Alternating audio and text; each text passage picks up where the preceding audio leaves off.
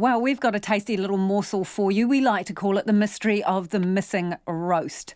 A long-time Great Barrier resident and chef Tim Andrews lovingly cooked up a pork belly at home on Friday afternoon. But then something went very wrong. I asked him to tell me the story.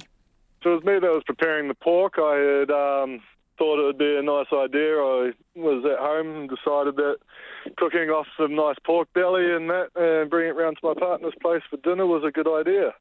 Wow, so two pork bellies, was it? Or Yeah, it was two small pieces of pork belly that I just bought down from at the shop. yeah. And over here, things aren't exactly the cheapest things to buy. So that would have cost you a pretty penny then to start off with. About how much? Yeah, well, the pork belly itself, that was probably about around $32 to $35. Okay, so talk us through your technique here. Do you baste it, or what's your? I slow cooked it for about 3.5 hours.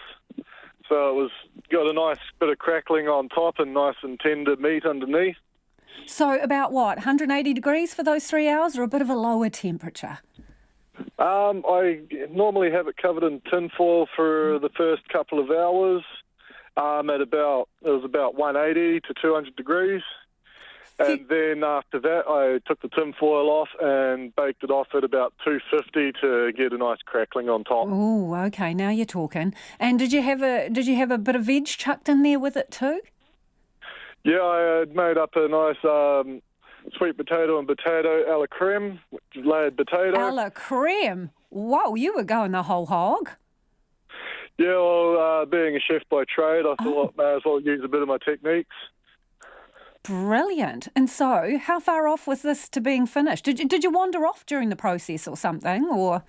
No, everything actually had been finished. I had done a nice braised red cabbage to go with it, and it was just, after I cooked it, brought it round to my partner's place, and we decided, I just put it on the bench, covered in tin foil.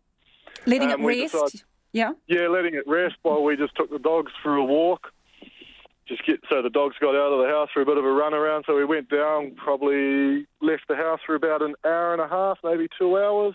Right, so you wander back, and what happens? Wandered back, and I thought, okay, well, I'll check on the pork, and it was sitting on the bench, so I thought, okay, well, I might sneak a little piece off it and have a nibble.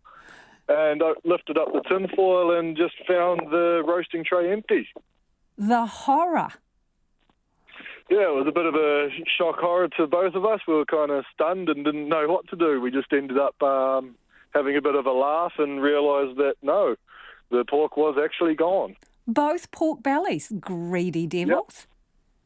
Yep. Yeah, whoever it was obviously didn't like vegetables because they had left that still sitting on the bench. Really? Had they? What about the crackling? Had that gone as well?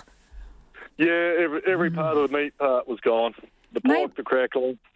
So suspects, Tim? Got any suspects? Anyone with an engorged belly? I wish I did have any suspects, but at this time we haven't been able to come up with anybody. All our neighbours haven't seen anything, and the island's quite a free-spirited place where people come and go, so nobody really locks up anything here. The barrier community was always here to look after each other, so it's kind of a shock to us all, really, that somebody's come in to a home and just taken the main part of dinner. That's pretty brazen. Did they take off with anything else? You know, was there any beer in the fridge that would have gone nice with the pork that disappeared as well?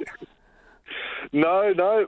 All the beer in the fridge was still there. Nothing else had been touched. It was almost like they had already cooked their own vegetables and needed some meat. Wow, this is an amazing mystery, isn't it? Maybe it was the waft of the sweet smell of your pork that had been slow basted at about, 180 for 3 hours that led them to the house. Yeah, well, they obviously got scent of something wafting around because it was quite surprising that none of the vegetables had been touched. They were just quite interested in the pork. Did you finish off the veggies? Yeah, we ended up, that night we just ended up cooking some 2-minute noodles for dinner and had the vegetables with some roast lamb the next day.